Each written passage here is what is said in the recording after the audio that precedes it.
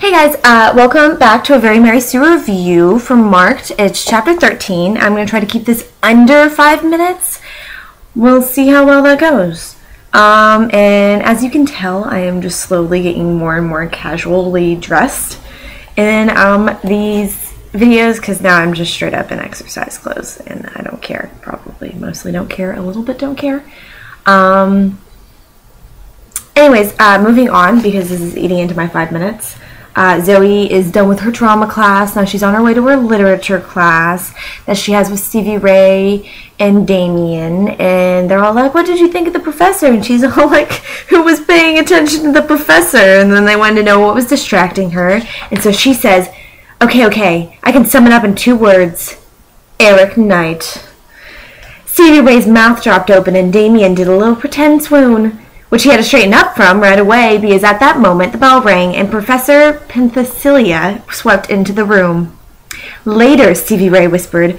Absolutely, Damien mouthed. I love how it's almost like Damien's responding to Stevie Ray, who is clearly talking to Zoe, not that it matters. And Zoe goes on to talk about how she loves that she gets to, that they're going to squirm about it.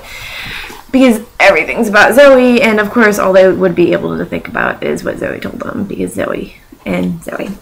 And then she launches into a description of how the professor looks, because we need to know exactly how curvilicious every character is in this book.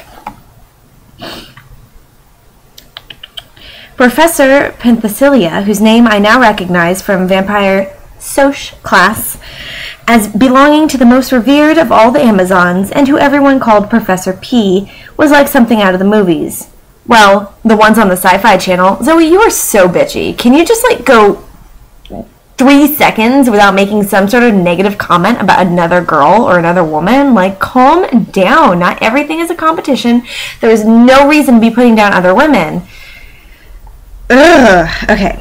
She had seriously long reddish blonde hair, big hazel eyes, and a curvy body that probably made all the guys drool because that's not inappropriate or anything. Not that it's very hard to make teenage boys drool. Her tattoos were thin, pretty Celtic knots that traced their way down her face and around her cheekbones, making them look high and dramatic.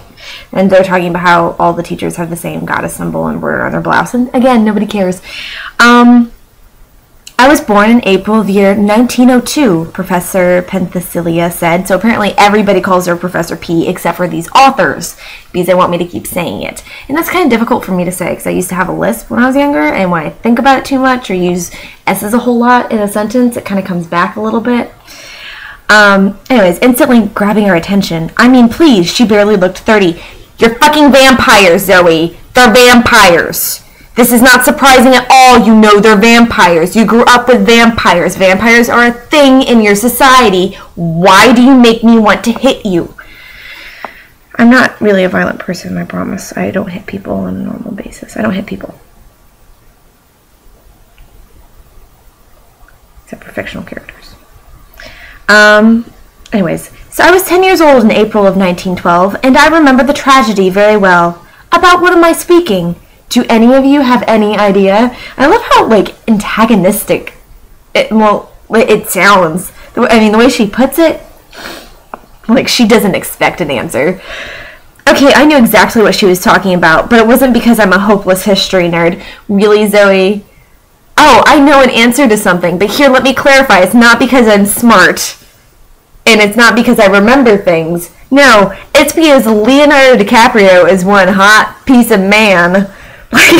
Which is actually what she goes on to talk about. She only remembers it because Leonardo DiCaprio is super attractive and she thought she was in love with him, which, I mean, I'm pretty sure that happened to a lot of us around the time Titanic came out. I was very boy crazy when I was younger. I mostly grew out of it. This particular movie I watched so many times I still have most of it memorized. And I cannot tell you how many times I snot cried when he slipped off that board and floated away like an adorable popsicle. Zoe, how are you eating your popsicles that they float away from you? That's not normal. Okay, anyways, I am reaching my 5-minute mark, so we're going to have to stop in the middle of this very short chapter. I'm sorry, guys. Anyways, I'll see you next time.